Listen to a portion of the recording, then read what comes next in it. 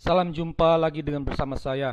Ketika muncul aksi bom bunuh diri dalam gerakan terorisme, seringkali kita mendengarkan slogan Islam agama kasih. Tetapi benarkah Islam itu agama kasih? Untuk itulah pada kesempatan kali ini studi Al-Quran kita adalah untuk membahas tentang ayat-ayat membunuh yang ada dalam Al-Quran. Ini merupakan sebuah telaah logis. Sebenarnya apa yang tentang tema ini pernah kami ulas dalam blog kami. Silakan Anda cari dan membacanya sendiri.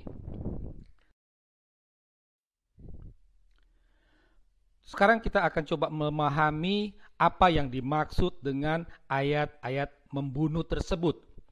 Ayat-ayat membunuh itu artinya ayat di mana dalam ayat itu terdapat kata bunuh, kata dasar bunuh. Tetapi tidak hanya fokus pada kata dasar itu.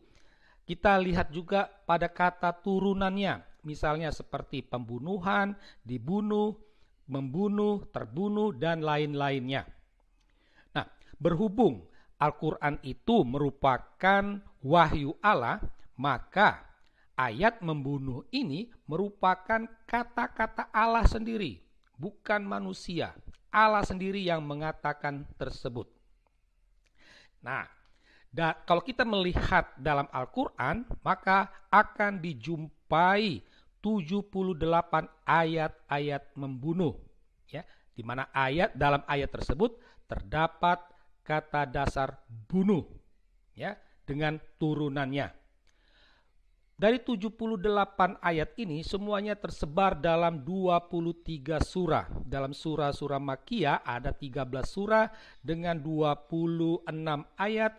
Surah Madaniyah ada 10 surah dengan 52 ayat.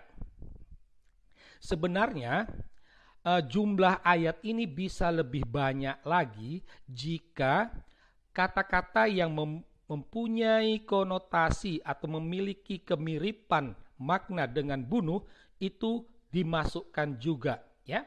Misalnya ada kata membinasakan, dimusnahkan, gugur, ya.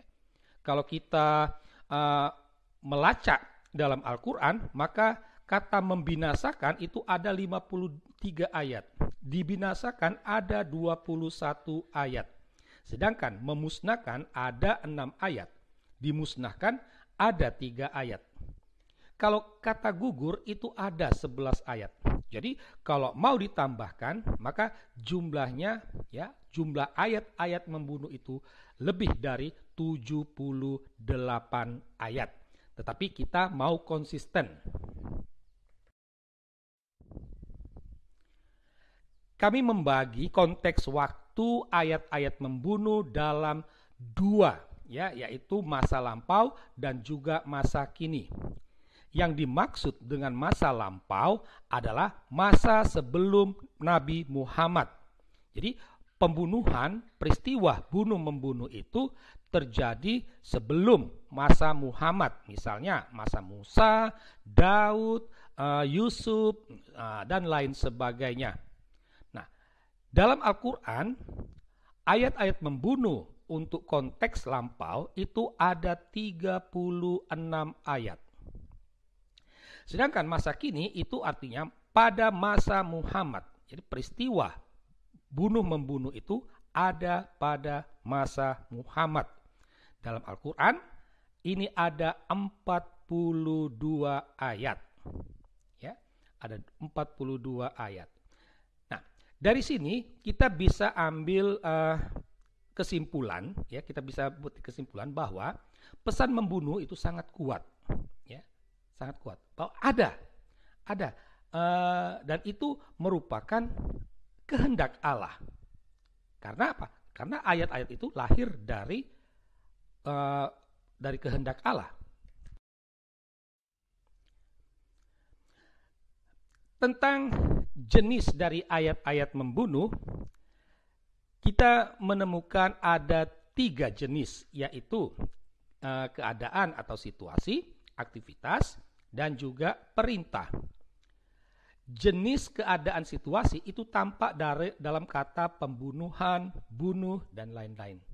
Jadi ayat atau wahyu Allah di dalamnya terdapat kata pembunuhan atau bunuh, nah, itu masuk dalam kategori jenis keadaan atau situasi. Dan ini ada 11 ayat. Sedangkan aktivitas itu tampak dalam kata dibunuh, membunuh, terbunuh, nah, itu ya. Jadi dalam wahyu Allah itu ada kata ini.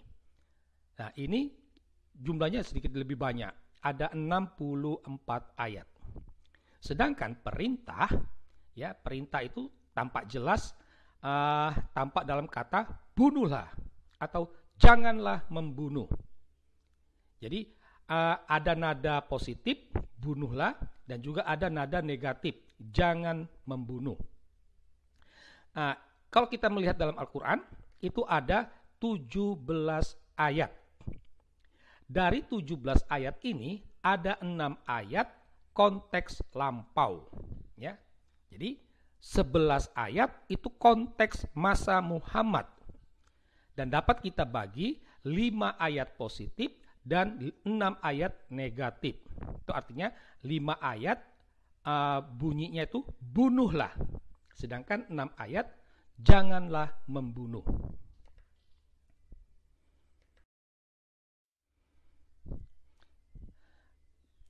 Dari paparan yang tadi, kita dapat mengatakan bahwa membunuh itu menjadi suatu kewajiban. Karena tampak dalam perintah dari membunuh tersebut.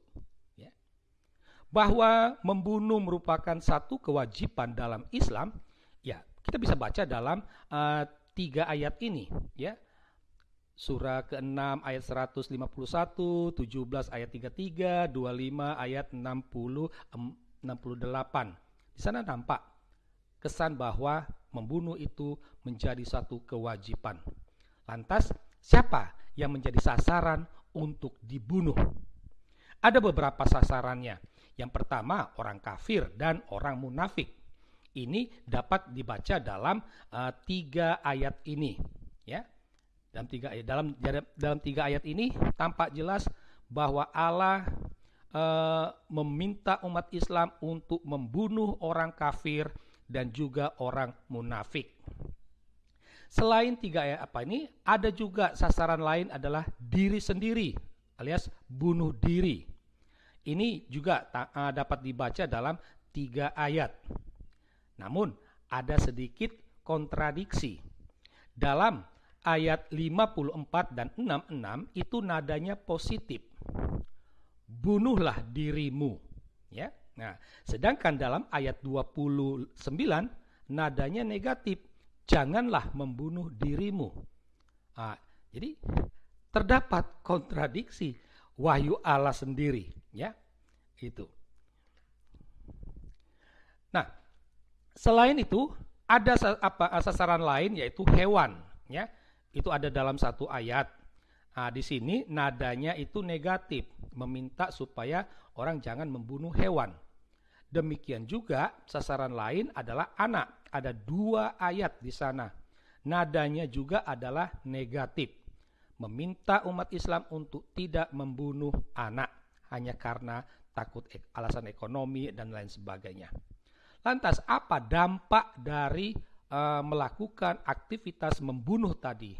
Ya, karena kita karena umat Islam melaksanakan perintah Allah dengan membunuh atau tidak membunuh hewan, anak, maka mereka akan mendapatkan pahala. Ya. Dan salah satu pahala yang diidam-idamkan oleh umat Islam adalah masuk surga. Karena di sana terdapat begitu banyak kenikmatan yang salah satunya adalah kenikmatan seksual. Dari paparan di atas, kita dapat memetik satu kesimpulan logis. Ya. Karena Al-Quran adalah wahyu Allah, maka perintah membunuh itu merupakan kehendak Allah. Karena Al-Quran adalah kitab yang jelas, maka perintah membunuh juga jelas. Jadi membunuh, membunuh. Perintah membunuh juga jelas. Jadi membunuh, membunuh. Perintah membunuh juga jelas. Jadi membunuh, membunuh. Perintah membunuh juga jelas. Jadi membunuh, membunuh. Perintah membunuh juga jelas. Jadi membunuh, membunuh. Perintah membunuh juga jelas. Jadi membunuh, membunuh. Perintah membunuh juga jelas. Jadi membunuh, membunuh. menghilangkan nyawa orang tidak bisa dimaknai dengan makna yang lain. Ya, membunuh ya membunuh. Jelas maknanya. Itu. Karena Al-Quran adalah pedoman hidup, maka membunuh itu menjadi tuntunan kewajiban bagi umat Islam. Dari 3 premis ini, dapatlah dikatakan bahwa Islam bukan agama kasih. Ya.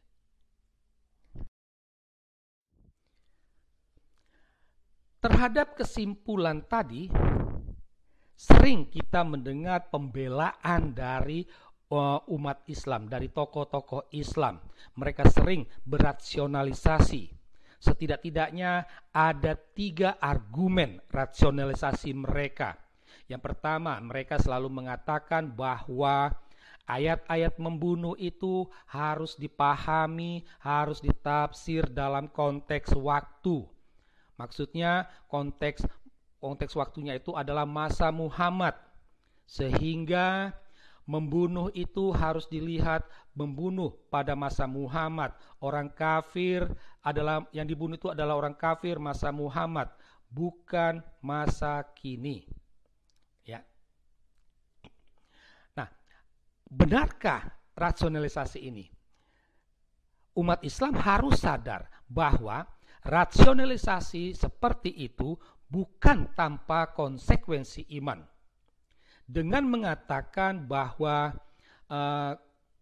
ayat-ayat membunuh itu, bahwa membunuh itu hanya berlaku pada masa Muhammad, orang kafir yang dibunuh itu adalah orang kafir pada masa Muhammad, itu membuat wahyu Allah menjadi mati. Dia tidak lagi relevan. Jadi dia hanya sebagai penghias dalam kitab Al-Quran tersebut. Itu kalau rasionalisasi seperti wahyu Allah menjadi mati, dia tidak hidup, dia tidak punya relevansinya pada masa kini. Kita dapat membuat perbandingan dengan pengharaman babi. Ya, ada wahyu Allah yang mengatakan babi itu haram, ya, karena kotor. Kalau menggunakan rasionalisasi seperti tadi, maka kita juga harus melihat bahwa babi haram itu harus dilihat dalam konteks waktu. Artinya babi yang haram itu adalah babi pada masa Muhammad, bukan masa sekarang. Dengan kata lain, babi masa kini tidak lagi haram, harusnya dilihat seperti itu. Begitu. Rasionalisasi lain adalah pembunuhan terjadi juga pada agama lain. Pembelaan seperti ini sama seperti pembelaan umat Islam terhadap tuduhan terorisme Islam. Ya, mereka juga mengatakan bahwa aksi teroris juga dilakukan oleh pemeluk agama lain. Nah, di sini tampak jelas bahwa umat Islam atau tokoh-tokoh Islam hanya melihat kesamaan pelaku tindak pembunuhan dan juga terorisme. Mereka tidak melihat adanya perbedaan pada dasar tindakan. Dalam Islam, pembunuhan itu atau aksi terorisme itu dilakukan atas ajaran agama Islam. Sedangkan agama lain tidak ada. Tidak ada agama lain itu mengajarkan pembunuhan, mengajarkan terorisme. Ya. Kalau Islam ada. Di sini letak perbedaannya. Ya. Rasionalisasi lain adalah mereka mengatakan bahwa faktanya masih banyak orang kafir hidup. Ya, memang benar saat ini orang kafir masih banyak yang hidup. Tetapi pertanyaannya, ya, mengapa? Itu karena umat Islam tidak melaksanakan perintah Allah. Mengapa tidak melaksanakan perintah Allah? Ya karena umat Islam lebih takut pada hukum negara daripada hukum Allah. Kalau mereka tunduk pada hukum Allah, pasti mereka akan melaksanakan perintah Allah. Tetapi karena mereka takut pada hukum negara, akhirnya mereka abaikan hukum Allah. Kasihan sekali.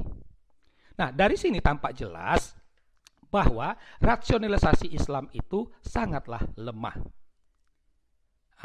Jadi Dalam Islam memang membunuh itu merupakan satu kewajiban.